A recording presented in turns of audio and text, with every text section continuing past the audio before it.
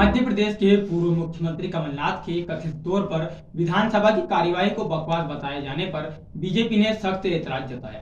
कमलनाथ के इस बयान को लेकर कई भाजपा नेताओं के बयान सामने आ रहे हैं। अब प्रदेश के चिकित्सा शिक्षा मंत्री विश्वास सारंग ने बयान देते हुए कमलनाथ पर जमकर तंज कसा है। विश्वास सारंग ने कहा कि विधानसभा की चर्चा कमलनाथ जी को इसलिए बकवास लगती है क्योंकि यह जनहितैषी मुद्दों पर बात होती है। हालांकि उन्हें 10 जनपद पर होने वाली सभाएं खूब सुहाती हैं क्योंकि वहां देश बचाने पर चर्चा होती है और गांधी परिवार की चटुकारिता और चरण वंदना कैसे करें इसके पाठ पढ़ाए जाते हैं। कमलनाथ जी चाहे तो विधानसभा से इस्तीफा देकर बकवास सुनने से बच सकते हैं। वहीं पूर्व मुख्यमंत्री दिग्विजय सिंह के मुसलमानों को पैसा देकर पत्थर फेंकवाने वाले बयान को लेकर विश्वास सारंग ने कहा कि दिग्विजय सिंह की अक्ल पर पत्थर पड़ गए हैं, वो लगातार अपने बयानों से पलट रहे हैं।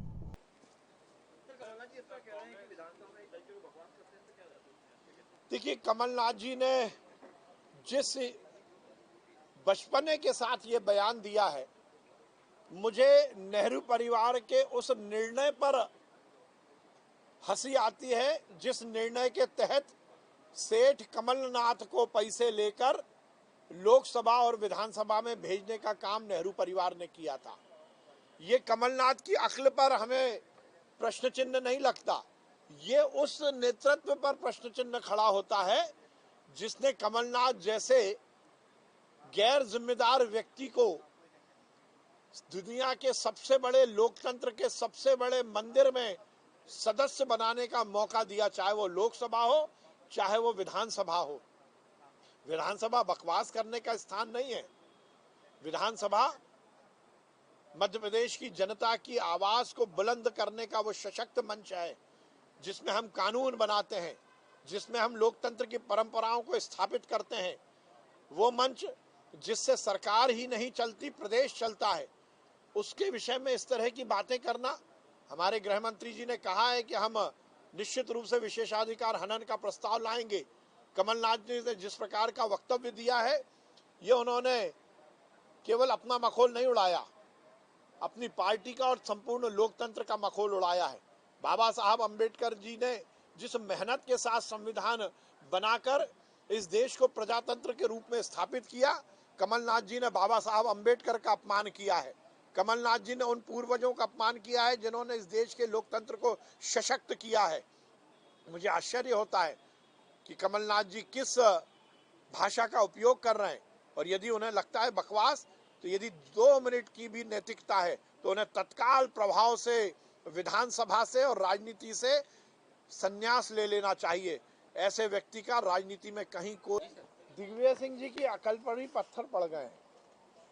मुझे आश्चर्य होता है, पहले वो ये कहते हैं कि घटना में मुसलमान इन्वॉल्व नहीं थे, फिर वो ये कहते हैं कि एक वर्ग विशेष पर सरकार कार्रवाई कर रही है, बुलडोजर चला रही है, फिर वो ये कहते हैं कि निर्दोषों को विक्टिम बनाया जा रहा है, और फिर वो कहते हैं कि भारतीय जनता पार्टी के नेताओं ने ही मुसलमानों से पत्थर फेंकवाए।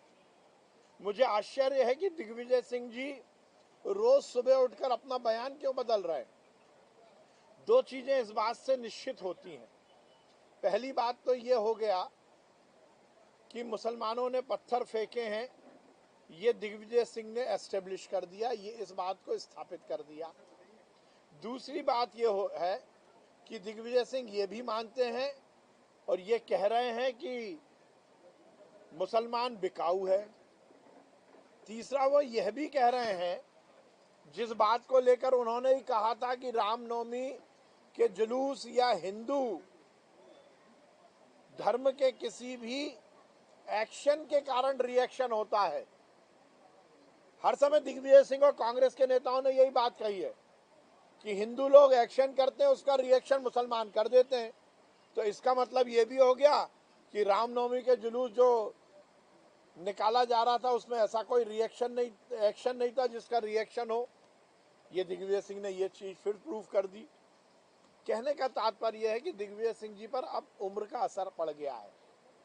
कांग्रेस को चाहिए कि वो अब उन्हें चुपचाप घर पर बिठाए।